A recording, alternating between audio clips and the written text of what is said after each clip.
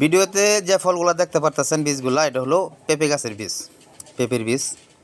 তো যাদের hepatitis B virus আছে বা লিভার জন্টিস বা কৃমিজনিত সমস্যা আছে, পেটের যে কোনো সমস্যা থাকুক না কেন, ওই পেট ফুলে পেঁপে থাকে, পায়খানা ঠিকমতো হয় না, তো এই পেঁপে বীজের সাহায্যে হেপাটাইটিস বি ভাইরাস একদম সম্পূর্ণ ভালো করতে পারবেন। এটা বহু পরীক্ষিত, আমি বিভিন্ন জায়গায় ট্রাই করেছি। আল্লাহর রহমতে লিভার যদি পরিষ্কার হয়ে যায়, আপনার হেপাটাইটিস বি ভাইরাসটা আর থাকবে না। এমনকি ওই লিভার যে জন্টিস সেটাও ভালো হয়ে যাবে। এমনকি যাদের কৃমি, কোনো মতে কৃমি ভালো হচ্ছে না, সোলাস খাচ্ছেন, অ্যালবেন খাচ্ছেন, বিভিন্ন প্রকারের মেডিসিন খাইতেছেন, কিন্তু আপনার কৃমিজনিত সমস্যাটা যাচ্ছে না। তো সেই ক্ষেত্রে হেপাটাইটিস বি ভালো করার জন্য আপনারা যে আপনার দেশি পেঁপে আছে, হাইব্রিডটা নেবেন না, দেশি পেঁপে নেবেন, গাছ পাকা পেঁপে। সেখান থেকে আপনারা ওই পেঁপেটা 2টা ফাল্টি করে সেখান থেকে বিচিগুলো সংগ্রহ করবেন। কোনো মতে পানি লাগানো যাবে না। ওই বিচির উপর যে আঁশটা থাকে ওই আঁশ সহকারে রৌদ্র শুকাবেন, পানি যাতে কোনো মতে না লাগে। রৌদ্র শুকানোর পর আপনারা এটাকে ভালো করে পাউডার তৈরি করবেন, ব্লেন্ডার করে নেন আর শিলপাটা বেটেই নেন।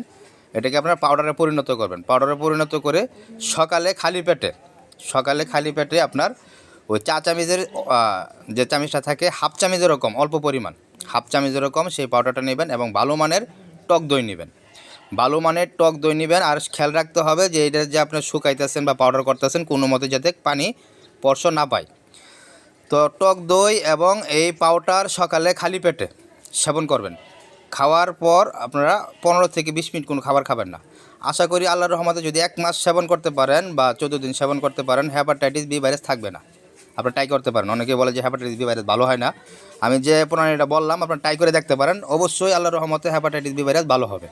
আর যাদের কৃমিজনিত সমস্যা আছে, এই নিয়মে আপনারা এটা শুকিয়ে নেবেন, বিচিগুলা, আর পানি যাতে কোনো মতো না লাগে। আর পেঁপেটা লাগবে অবশ্যই আপনার দেশি পেঁপে, হাইব্রিড পেঁপে হবে না। আর গাছ পাকা পেঁপে লাগবে। প্রতিদিন রাতে 1টা বা 2টা করে এই শুকনা পেঁপের যে বীজটা, আবার বাজার থেকে কিনে বীজ আনবেন না, পেঁপের থেকে আপনারা বীজ সংগ্রহ করবেন। প্রতিদিন রাতে 1 থেকে 2টা বড়া পেটে খেয়ে নেবেন। এবার 14 দিন খেলে যত প্রকারের কৃমি হোক না কেন, সুতা কৃমি, গুঁড়া কৃমি, বড় কৃমি, এটা সম্পূর্ণ ভালো হবে। যাদের আপনার ওই দেখা গেলো জন্ডিস হয়ে গেছে, ওই হেপাটাইটিস বি ভাইরাস যে নিয়মে খাইতে হয় ঠিক এই নিয়মে খাইলে আপনার ওই জন্ডিসের সমস্যাটাও চলে যাবে। এটা বহু পরীক্ষিত। পেটের সমস্যা, পেটের গোলমাল বা পেট বুটবট করে, পায়খানা ঠিকমতো হইতেছে না, তো এটা সাহায্যে আল্লাহর রহমতে আপনারা সারিয়ে তুলতে পারবেন।